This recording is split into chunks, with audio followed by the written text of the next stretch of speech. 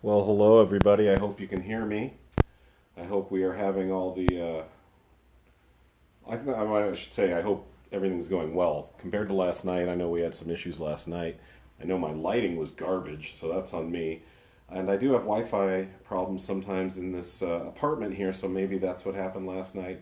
I can tell you this: that once it goes, once it re-uploads on Facebook, if you want to check it out, it'll be on my wall, and it seemed like it came out okay in the end. I mean, there were a few glitches, but it wasn't horrible.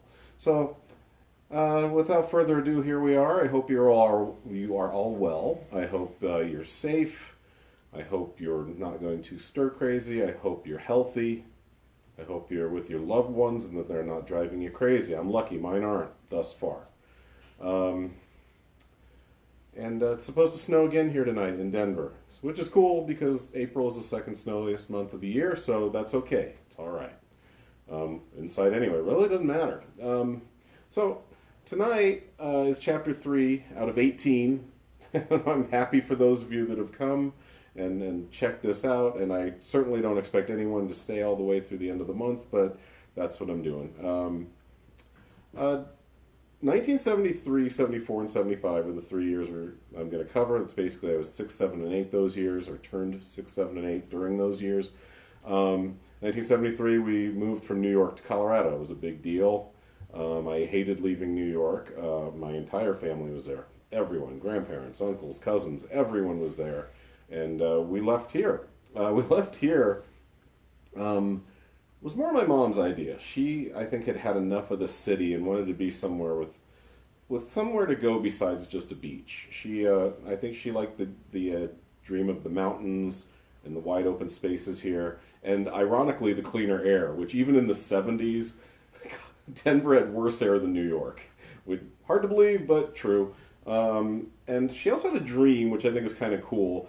Her dream was to run like a New York style pizza place, an Italian ice place, or maybe even do it like one of those umbrella covered carts like they do in New York. My dad wasn't as psyched to get here, and even though he's still here, he doesn't like it very much. I don't know why he doesn't go elsewhere.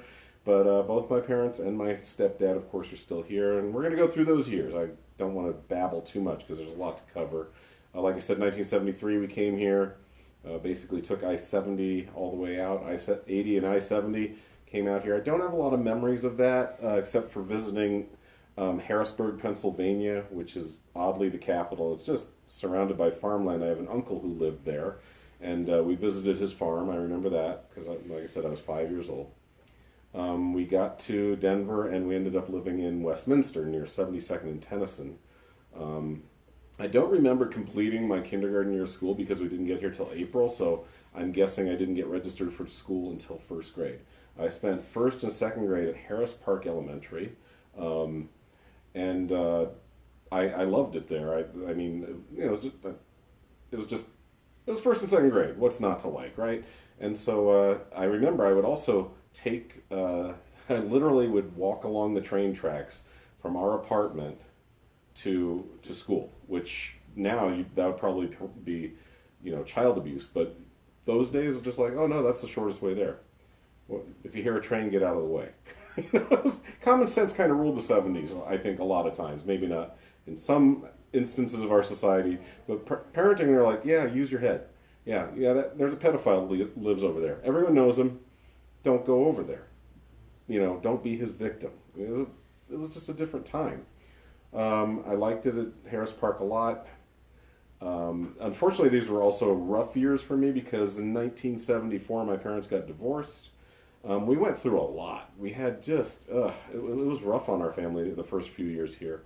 Um, so many things that I remember. I remember we lived in about 3 or 4 places in a span of like 3 years. I don't know if we weren't getting the rent paid. I don't know what the deal was, but we were bouncing around a lot. I remember one horrific memory is watching my dog Leroy. We had two dogs, Leroy and Sunday. So it was either Leroy or Sunday. One of them ran out there and got hit by a car and still survived and was limping around. It was bloody and it was awful. So there's a nice little memory for me when I was 6 years old. I remember Oh God, so many stories, and I only got 5 minutes. So I remember I used to get. This is kind of funny. My mom was working, so she put me in daycare after school. Like this lady would watch me during the summers and after school for a couple hours, and she was morbidly obese, just a huge woman. Especially for the '70s, there weren't that many fat people around back then. And she was really big, and she watched me and this other kid. His name was Skipper, which is weird. At least that's what they called him. They didn't call him Skippy. It was Skipper. And she'd say, "Oh, you guys got to take a nap now, like two in the afternoon in the summer." And we were wound up. We were 6 year olds. We didn't want to lay down and go to bed. We wanted to play all afternoon. But she forced us into this room, turn off the lights, say, "Get on your bunk beds and try to sleep." And we go, "Okay." And we know now, looking back, I know she was just trying to get some chores done. She had this laundry room. It was just like a little niche where her washer and dryer were and had a curtain. And I don't know why she would draw the curtain behind her to do laundry, but she did. And one time, Skipper and I decided it was a good idea to scare the bejesus out of this poor woman. She's doing the laundry, and we look under the curtain. You can see she had, you can see her fat ankles. And we just went 1, 2, 3, and yelled "fat legs" at the top of our lungs. We watched her jump a little bit and ran into the bunk beds. And this is how dumb 6 year olds. We ran into the bunk beds and pretended to be asleep, like we hadn't just screamed about a foot from her head. Stupid kids. We weren't too smart. These were also, like I said, these were unusual years. So many memories, man. I remember we had to move to another. This is when my parents got divorced. We moved to an apartment complex called Della Villa. It's still there. It was almost, if Westminster had projects, Della Villa were the projects. That you had the typical apartments and surrounding a courtyard, and just every ethnicity of child. Everyone was dirt poor. My mom was on food stamps. She was able to pay the rent, but she needed assistance with food stamps for a year or so. And but I have mostly good memories there. I learned a lot of curse words there. I called my mom a whore once because a kid had called me a whore, and obviously neither of us knew what a whore was. But that blew her mind. She was not too thrilled with that. I remember what else? Oh, I remember this kid. He was hilarious. He was a little Mexican kid, and his name was Ricky. And every day, it was our ritual. Every day after school, my mom would buy those bags of apples, but the apples were really small. They weren't even like a baseball size. Just real small apple. But that was my snack after school. And I'd be excited to go out and play with my friends. So I should have just eaten the apple inside, but I wasn't a very smart kid. And so I'd just bring the apple outside with me and start eating it. And every day, this kid Ricky would come up. And after a while, it was just our ritual. He'd go, "Can I have just one bite?" And I go, "Come on, Ricky, leave me alone." I was like, "Just one." And he was littler than me either. I don't think I was intimidated. I just think after a while, I think it was just funny. And it was our thing that we did. And then I was like, I give him the apple. He'd go, "Okay, just one bite." And I go, "Yeah." And he just scarf literally half the apple, because like I said, it was small, and drool on the other half of the apple. I'm like, you know what? Keep it. You keep it. And these years were also years where my mom met my stepdad, like 1974. I got in my first fist fight. It was kind of funny because my mom was dating my stepdad. I was fighting a third grader, and I was in second grade at this point, and I wasn't faring well. And I was really hoping he would just come out and rescue me, but he was old school. He's like, "No, let him fight his way out of it. He'll either win or lose, but he won't. I'm not going to let him get killed out there."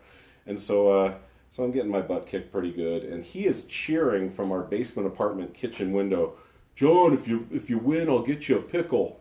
Well, that's real motivation there, Russ. Thanks. And so I would just, I didn't do well in that fight. I haven't done well in any fights, to be honest with you. I'm not a fighter.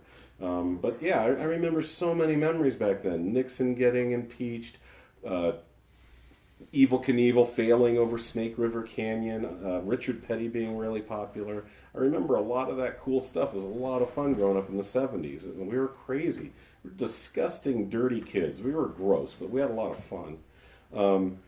In 1975, we moved to Wheat Ridge.